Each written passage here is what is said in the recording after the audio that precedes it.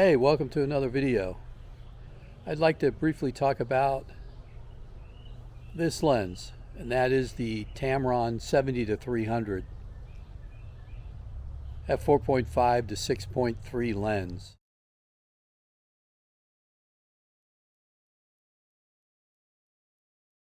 I spoke about it briefly a little over a year ago, but that was more of a first impression kind of video. I don't like giving a review after only using a lens a couple of times. So now that I've had it a little over a year, I'd like to do a little bit of an update about this lens. I think at the time of filming this, it still sells for around $600 maybe, US dollars. So it's not an expensive lens.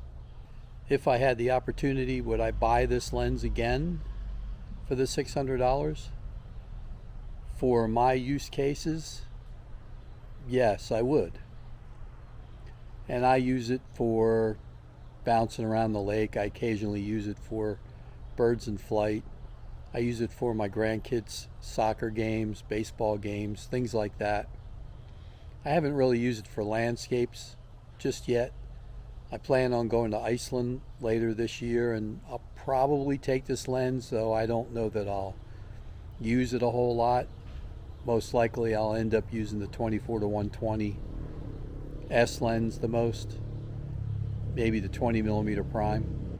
I can't speak so much about is it a good landscape lens or not. I think it would be an adequate landscape lens. I don't think it would be a great landscape lens. A few things about it: it's pretty lightweight. It's easy to carry around. I know my grandkids play back to back, so that they'll play a baseball game and then a soccer match, or vice versa. I can be out there hand holding this thing for the better part of 3 hours, and it doesn't really wear me out, and that's using a Nikon Z8 or the Z7 II. I don't use a monopod for it a whole lot. In fact, I don't think I've used a monopod with the Z8 yet.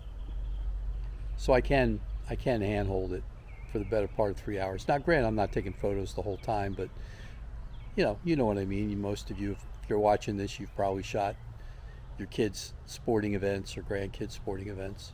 Do I think it's the best bird in flight lens made for the Nikon Z system? No. I don't own the 100-400 or even the 400 Nikon lenses. I would imagine either one of those is probably better than this for bird in flight. But you can shoot birds in flight with this lens. It does work. The one thing that you need to do, though, if you're on now I don't own a Sony camera, so I can't speak to it, but if you're on, and this is for my friends across the pond, because I have been criticized for not saying Nikon Z system instead of the Nikon Z system. So the Nikon Z system, there, for my friends across the pond. Now you made me forget what I was going to say.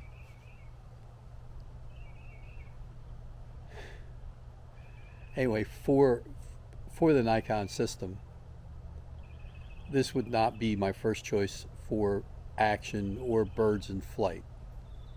If I was a pro photographer, would I be using this lens? No, I wouldn't. For sports, I'm talking about. However, for what I use it for kids, grandkids, just knocking around the lake, for $600 you can't beat this lens. It's a very good value for what you're paying for. After using it for over a year, I can still say that. I would buy it again for what I use this lens for.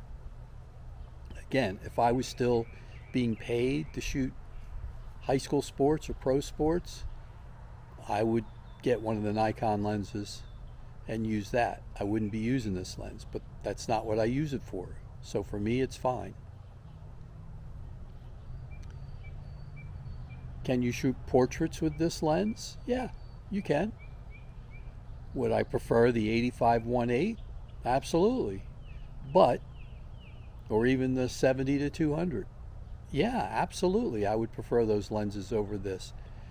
But that's you know, again, those lenses are designed for different purposes.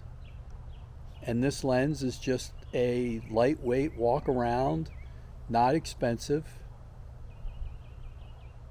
lens that's a, you know, a mid-range zoom, 70 to 300.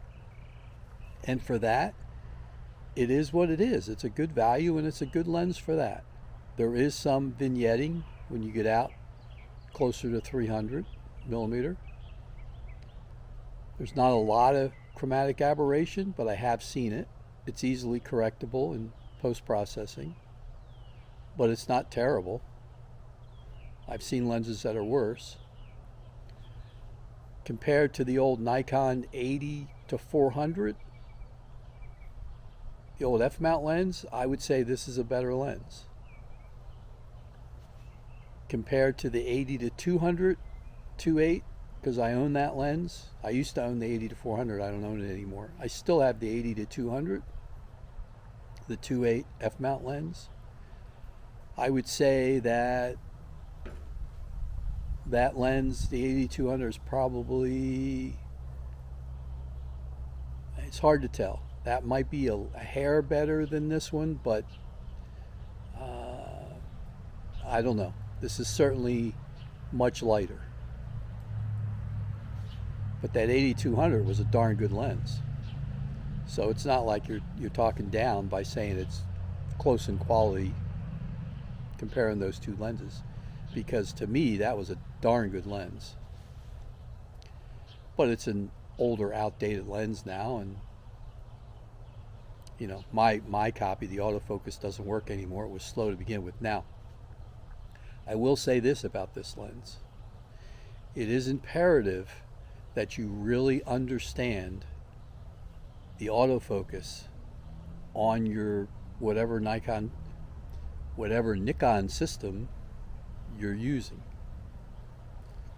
It's very important that you understand your autofocus, because if you don't, you will miss a lot of shots with this lens. I've missed a lot where if I didn't have it set up properly. Do you want a wider autofocus area?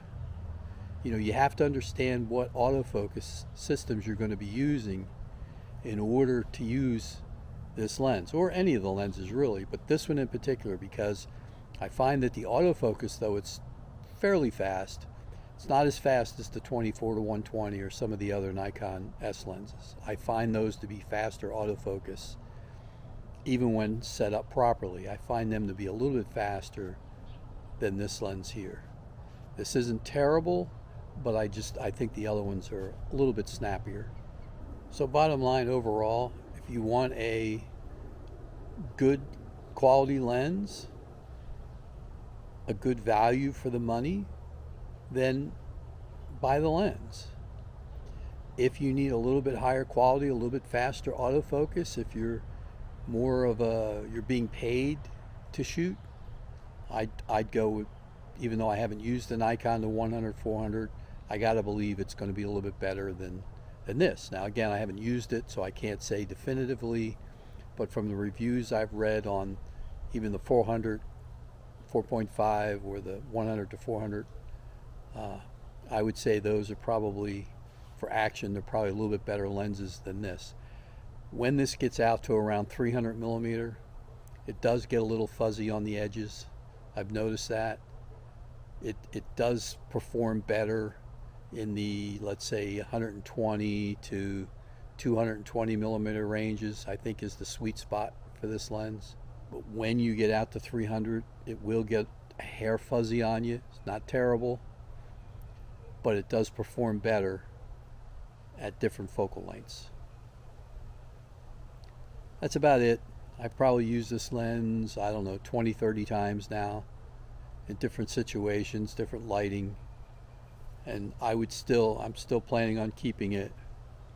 And for banging around at your kids' sporting events or walking around, maybe for landscapes, if you want to stay in that 120, 200 millimeter range and shoot it at f8, f11, you'll be okay. Other than that, thanks for watching. Please like and subscribe. Hope to see you again. subscribe if you want to see my videos upcoming in May to Iceland, because I'm really looking forward to that one. All right, take good care of yourself. I'll see you next time.